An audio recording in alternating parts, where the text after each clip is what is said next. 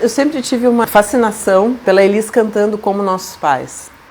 A história do livro apareceu foi a partir dessa música, né? Foi a partir desse trecho especificamente. Nós somos os mesmos e vivemos como os nossos pais. A partir dessa música que eu fui encaixando as epígrafes musicais, que todo livro, todos os capítulos, eles começam com uma epígrafe musical. A música é fundamental nessa história.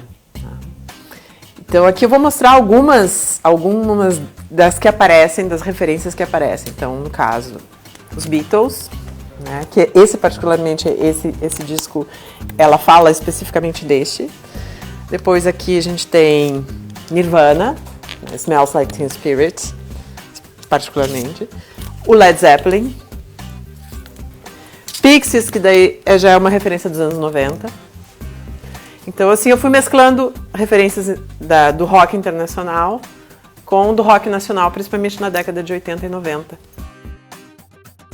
Eu não quis escrever um livro histórico, uma ficção histórica. Nós nascemos durante a ditadura, nós não sabíamos o que era a ditadura. Né? Nós nascemos naquele caldo, né? E nós estávamos ali, não sabia o que era aquilo. A história do país aparece, né? Fala um pouco de hiperinflação e tal, aqui toda essa época, mas ela não é o foco do livro. O livro começa em 2012, quando faz 30 anos da morte da Elis, e vai em flashbacks, né? Durante todo o período dos anos 70. Né? E aí pega 70, 80, 90.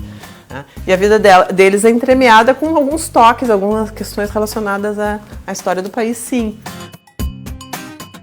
Quando eu nasci, na década de 70, o meu pai teve a ideia e queria que o meu nome fosse Libertad.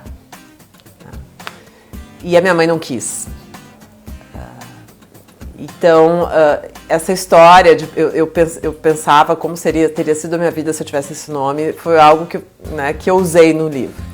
E ele é o José Brasil, que foi efetivamente um menino que eu conheci na infância, um amigo de infância, um vizinho.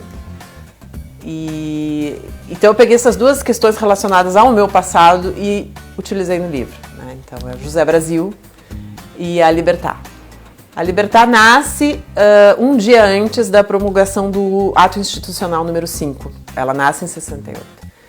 Ele nasce um ano depois, 69. E, enfim, eles vivem, a infância deles durante os anos 70. Só voltam a se encontrar em 2012, em função do AVC, do acidente vascular cerebral, que o pai dele sofre. Como ela é fisioterapeuta geriátrica, ela trabalha num hospital, é assim que eles voltam a se encontrar. O livro foi publicado pela editora Casuá, São Paulo, e ele tem um projeto gráfico muito bacana. A capa, ela é uma releitura do Falso Brilhante da Elis, e a artista, a Tiene Magalhães, ela pegou referências do romance e ela adicionou na capa. Então, por exemplo, aqui tem um aviãozinho que aparece na história, que é importante. Dá para editar isso que eu falei?